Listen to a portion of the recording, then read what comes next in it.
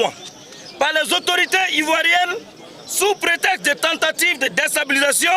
Le camarade Alain Christophe Traoré a été détenu sans jugement, dans des conditions obscures, sans que son pays ni sa famille n'aient droit à la transparence ou à un procès équitable qui aurait permis d'établir la vérité. Peuple burkinabé, dans sa patience et son attachement à la justice, attendait sereinement que la lumière soit faite. Hélas, les autorités ivoiriennes en ont décidé autrement. Alioune Fasso a été maltraité, torturé, puis exécuté froidement, sans aucune preuve crédible. Jamais il n'a été porté à la connaissance de l'opinion nationale et internationale que notre confrère, notre camarade est coupable d'un acte quelconque.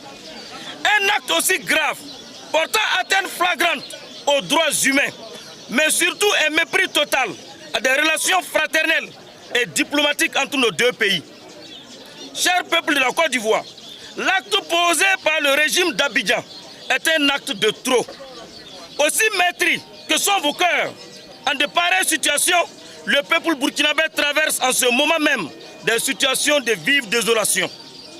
Ce ne sont plus seulement des traîtres de la nation burkinabé qui se retrouvent en Côte d'Ivoire, mais voilà aujourd'hui que ceux qui défendent des causes justes, ceux qui soutiennent la révolution du peuple burkinabé, sont purement et simplement éliminés sur votre sol.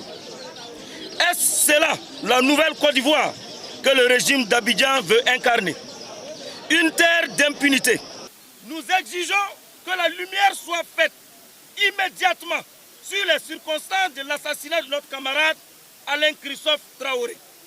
Que le corps de notre camarade soit restitué sans délai aux autorités burkinabées et à sa famille dans la dignité. Que les organisations de défense des droits humains, nationales, régionales et internationales, cessent leur silence complice et agissent avec équité, sans deux poids, deux mesures.